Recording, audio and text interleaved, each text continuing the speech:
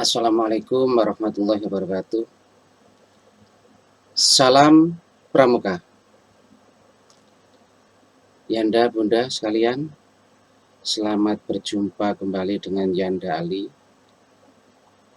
Bagaimana kabarnya? Sehat? Alhamdulillah, mudah-mudahan Yanda dan Bunda semuanya sehat-sehat saja. Yanda, Bunda, pada pertemuan kali ini Yanda Ali ingin menyampaikan atau ingin share materi tentang SKU, SKK, SPG. SKU, SKK, SPG yaitu syarat kecakapannya, sementara TKU, TKK, TPG itu adalah tanda kecakapannya. Untuk itu, mari sama-sama kita cermati materi berikut. Tapi Yanda, Bunda sekalian, sebelum Yanda, Bunda melanjutkan materi ini, maka pada kesempatan hari ini Yanda Ali berpesan tetap patuhi protokol kesehatan. Yang pertama, jika keluar rumah selalu gunakan masker. Yang kedua, selalu jaga jarak minimal 1,5 meter. Yang ketiga, makan makanan bergizi dan selalu berolahraga.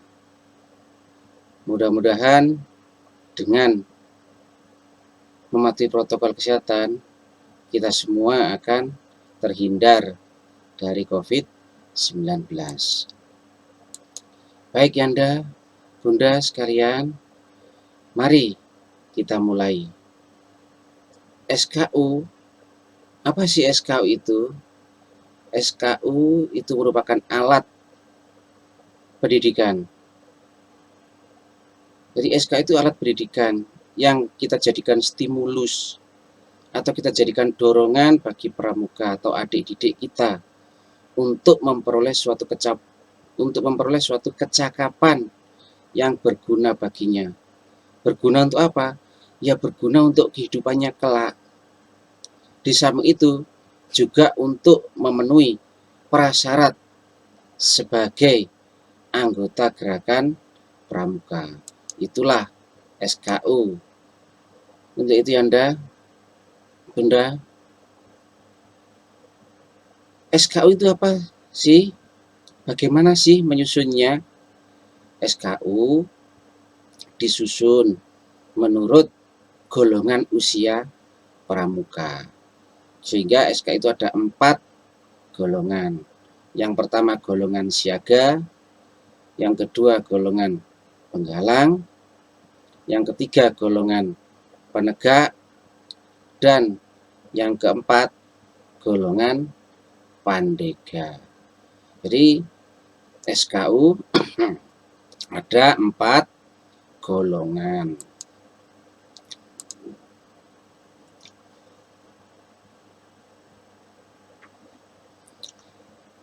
Berikutnya Yanda, SKU untuk siaga itu ada 3 tingkatan, yaitu SKU siaga mula, SKU siaga bantu, dan SKU siaga tata. Untuk SKU siaga mula, jika anak-anak kita atau anak-anak didik kita itu sudah menyelesaikan SKU siaga mula, maka nanti dia berhak mengenakan TKU yang berupa gambarnya itu berbentuk manggar 1. Jika sudah menyelesaikan SKU siaga bantu, maka mereka berhak mengenakan TKU yang berbentuk manggar 2. Jika mereka sudah menyelesaikan siaga tata, SKU-nya sudah selesai semua, mereka berhak mengenakan TKU siaga tata yang gambarnya berbentuk manggar 3. Jadi seperti itu Yanda, Bunda. Setelah mereka menyelesaikan tugasnya, menyelesaikan semua administrasi yang ditandatangani Yanda, Bunda, maka segera lantik mereka untuk mengenakan TKU-nya. Sekarang SKK dan TKK. SKK ini adalah merupakan syarat kecakapan di bidang teknologi yang wajib dimiliki oleh peserta. Jadi anak-anak didik kita itu wajib memiliki syarat kecakapan. Tentunya syarat kecakapan itu adalah sesuai dengan minat mereka dan bakat mereka untuk mendapatkan TKK atau tanda kecakapan khusus, tentunya setelah melalui beberapa ujian.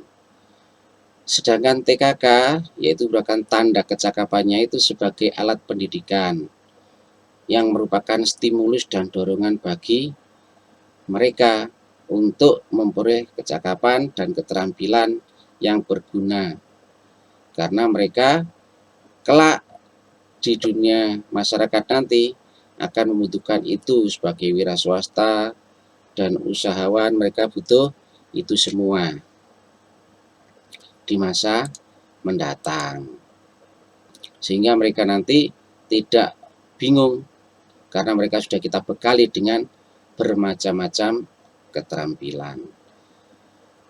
TKK itu sendiri dikelompokkan menjadi 5 bidang. Yang pertama, bidang agama, mental, moral spiritual, pembentukan pribadi, dan watak. TKK ini nanti warna dasarnya kuning. Yang kedua, bidang patriotisme dan seni budaya. TKK ini warna dasarnya merah. Selanjutnya, bidang ketangkasan dan kesehatan. Warna dasarnya nanti putih. Yang keempat, bidang keterampilan dan teknik pembangunan. Warna dasarnya adalah hijau.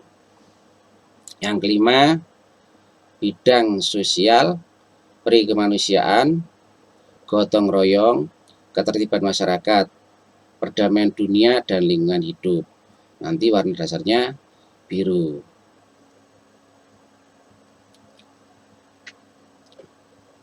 Yang pertama, bidang agama, mental, moral spiritual, pembentukan pribadi, dan watak. Tadi sudah saya katakan warna dasarnya kuning. Maka di sini TKK-nya semuanya warna dasarnya kuning. Contoh untuk agama Islam misalnya, di sini ada TKK sholat, TKK khotib, TKK qori, dan TKK muadzin. Itu contoh. Makanya karena di Indonesia itu agamanya tidak hanya satu, maka di sini TKK-nya ada banyak. Tapi untuk Islam itu ada 4. Yang kedua, yaitu untuk bidang patriotisme. Untuk bidang patriotisme dan seni budaya, warna dasarnya merah. Semuanya berwarna dasar merah, semuanya. Di sini ada pengatur meja makan, dirijen, penyanyi, pelukis, pengarang, dan pembaca. Itu adalah TKK bidang patriotisme dan seni budaya. Untuk yang ketiga, yaitu bidang ketangkasan dan kesehatan. Warna dasarnya putih, ada penyelidik, perenang, juru layar, juru selam, pendayung, pemain ski. Ini adalah macam-macam TKK ketangkasan dan kesehatan. Yang keempat, bidang keterampilan dan teknik pembangunan. Ini warna dasarnya hijau dan ini paling banyak TKK-nya. Jadi TKK-nya paling banyak. Ada juru kayu, juru potret, juru kulit, juru logam, penenun, juru bambu, juru anyam, petani padi, peternak ulat sutra, peternak lebah, peternak kelinci, peternak itik, ayam, mentok atau angsa, peternak ayam, itik, mentok, angsa. Ada peternak ayam, pemelihara ternak, pemelihara merpati, pelaut, dan masih banyak lagi berikutnya. Ada mancing juga gitu. Itulah ragamnya untuk bidang keterampilan dan teknik pembangunan. Untuk yang terakhir, yaitu bidang sosial, peri kemanusiaan, gotong royong, keterlibatan masyarakat, perdamaian dunia dan lingkungan hidup. Warna dasarnya biru. Ada TKK pemadam kebakaran, pengatur lalu lintas, penunjuk jalan, juru bahasa, pembantu ibu, perawat anak, perawat keluarga, penerima tamu, juru penerang, korespondensi, keadaan darurat baik laut maupun udara. Itulah tadi macam-macamnya. Sekarang TKK sendiri itu dibedakan atas tingkatan-tingkatan. Tapi khusus untuk TKK siaga itu hanya terdapat satu tingkatan saja, yaitu TKK siaga gitu saja, dan bentuknya berupa segitiga dengan puncaknya menghadap ke bawah. Seperti ini. Segitiga puncaknya ada di bawah. Kemudian di dalamnya adalah gambar TKK-nya. Dengan aturan panjangnya ini 3 cm, tingginya 2 cm. Jadi seperti itu. Syarat Pramuka Garuda. Seorang yang telah menyelesaikan syarat Pramuka Garuda disebut sebagai Pramuka Garuda, yaitu pramuka yang menjadi tauladan dan kepadanya berhak menyandang tanda Pramuka Garuda. Bagaimana sih tanda Pramuka Garuda itu? Nah, tanda Pramuka Garuda itu disediakan sesuai dengan golongan usianya. Yang pertama, tanda Pramuka Garuda siaga. Itu warna dasarnya hijau, seperti ini. Yang kedua, tanda Pramuka Penggalang, warna dasarnya merah. Yang ketiga, tanda Pramuka Penegak, tanda Pramuka Garuda Penegak, warna dasarnya kuning. Yang keempat, tanda Pramuka Garuda golongan Pandega, warna dasarnya coklat. Jadi seperti itu. Ada 4 tanda Pramuka Garuda. Pemegang tanda Pramuka Garuda itu punya kewajiban. Kewajiban pertama adalah menjaga nama baik pribadi dan selalu meningkatkan kemampuannya agar tetap menjadi suri tauladan. Yang kedua, harus bisa mendorong, membantu, dan menggiatkan teman-temannya di pangkalan untuk memenuhi syarat Pramuka Garuda. Jadi seperti itu. Jadi setelah jadi teladan, mereka juga harus mampu menggiatkan teman-temannya untuk mencapai Pramuka Garuda. Sekarang bagaimana cara mengujinya? Yang pertama adalah cara menguji SKU. Penguji SKU adalah, ini yang harus diingat oleh Yanda atau Bunda. Jadi penguji SKU adalah pembina pramuka atau pembantu pembina pramuka yang langsung membina pramuka yang diuji. Dengan kata lain, penguji SKU pramuka adalah pembinanya sendiri. Yang diuji adalah anak didiknya sendiri. Seperti itu. Itulah penguji SKU pramuka. Jadi dia baik pembina maupun pembantu pembina, dia berhak menguji anak didiknya sendiri. Jangan sampai salah paham. Yang kedua, cara menguji SKK. Nah, ini agak beda sedikit. Kalau menguji SKK itu harus 2 orang. Jadi tim. Siapa saja? Timnya bisa jadi pembina pramuka tersebut atau pembantu pembina pramuka tersebut. Tentunya mereka yang langsung membina adik didiknya. Bisa juga orang yang dianggap ahli. Kalau orang yang dianggap ahli itu bisa berasal dari pramuka, bisa berasal dari luar pramuka. Contoh kasusnya seperti ini. Misalnya Yanda Bunda kepingin menguji SKK P3K misalnya. Yanda bisa menguji sendiri dengan pembantu pembina atau dengan pembina yang lain, yang penting 2 orang timnya. Yanda kepingin ada sesuatu yang menarik pada adik-adik didik, maka Yanda bekerja sama dengan puskesmas. Maka pengujian bisa berada di puskesmas, satu pengujinya Yanda, satu petugas dari puskesmas. Seperti itu. Jadi mereka bisa dari gerakan pramuka, bisa dari luar gerakan pramuka. Oke, kita teruskan. Berikutnya itu cara menguji syarat pramuka Garuda. Ini lebih tinggi lagi tingkatannya. Penguji syarat pramuka Garuda ialah tim yang diangkat oleh kuartir. Jadi timnya diangkat oleh ketua kuartir. Itu yang harus diingat-ingat. Jadi harus punya SK dari kuartir.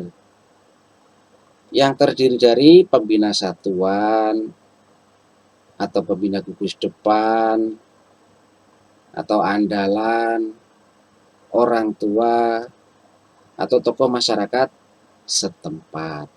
Jadi timnya harus ber-SK dari ketua kuartir.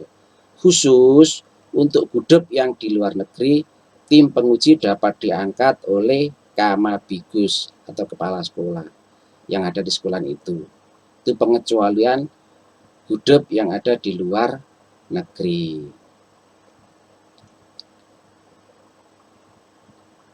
Oke, kita lanjut kembali.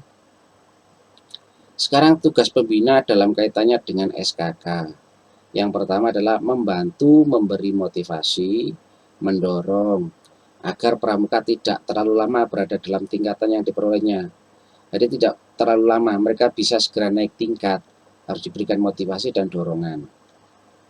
Yang kedua, pembina selalu mendorong supaya pramuka yang sudah memiliki TKK selalu membina diri, sehingga kecakapannya tetap bermutu, dan memotivasi agar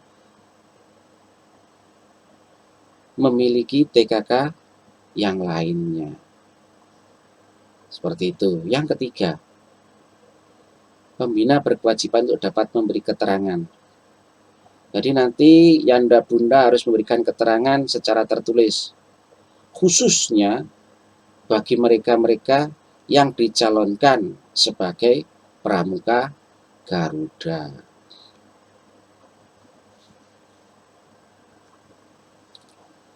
Cara menguji SKU dan SKK. Yang pertama, ujian dilaksanakan secara perorangan.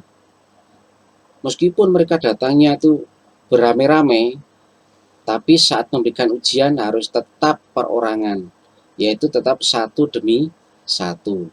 Nggak boleh mereka datang berlima kemudian diuji bersama-sama, nggak boleh. Harus tetap satu demi satu. Yang kedua, mata ujian ditentukan oleh peserta didik.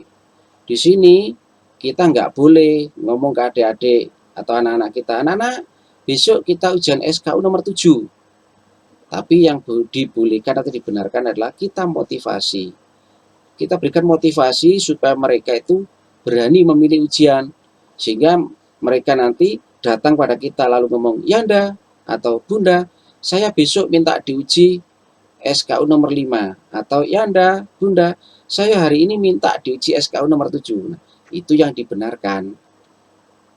Yang ketiga, waktu ujian dan tempat ujian itu bisa ditentukan oleh mereka dengan tentunya kesepakatan atas kesepakatan kita. Misalnya mereka minta, Yanda, ujian saya minta besok jam 3 ya di rumah saya saja. Nah, kita bisa memberikan masukan gimana kalau kita lakukan besok tapi di taman. sambil menikmati indahnya taman kita bisa ujian. Nah, seperti itu. Kalau sudah sepakat, nah itulah yang dinamakan waktu ujian ditentukan dengan kesepakatan antara pembina dan yang diuji. Yang keempat, ini yang terpenting, Yanda atau Bunda harus berusaha pada saat ujian itu, ujiannya adalah dalam situasi yang menyenangkan. Jadi tidak boleh ujian itu situasinya menakutkan ataupun menegangkan, tidak boleh. Jadi situasinya harus tetap menyenangkan. Yang kelima, Yanda atau Bunda harus mengetahui batas kemampuan mereka. Kemampuan apa saja? Kemampuan mental, kemampuan fisik, kemampuan intelijensi, kemampuan emosi, dan kemampuan jiwa sosial. Harus tahu batas-batasnya di mana sehingga nanti Bunda memberikan materi ujian tidak sampai melebihi batas-batas tersebut. Yang keenam, Yanda ataupun Bunda juga harus memperhatikan apa? Memperhatikan usaha mereka, ketekunan mereka, kesungguhan mereka dalam menjalani ujian. Itu juga menjadi kriteria buat Yanda ataupun Bunda.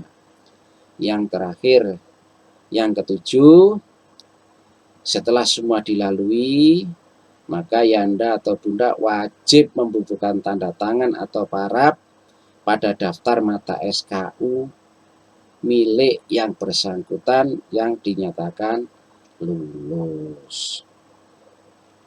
Nah, itulah Yanda ataupun Bunda sekalian, serangkaian materi SKU, SKK, SPG. Mudah-mudahan bisa menjadi pencerahan buat Yanda ataupun Bunda. Akhirnya saya akhiri. Wassalamualaikum warahmatullahi wabarakatuh. Salam Pramuka.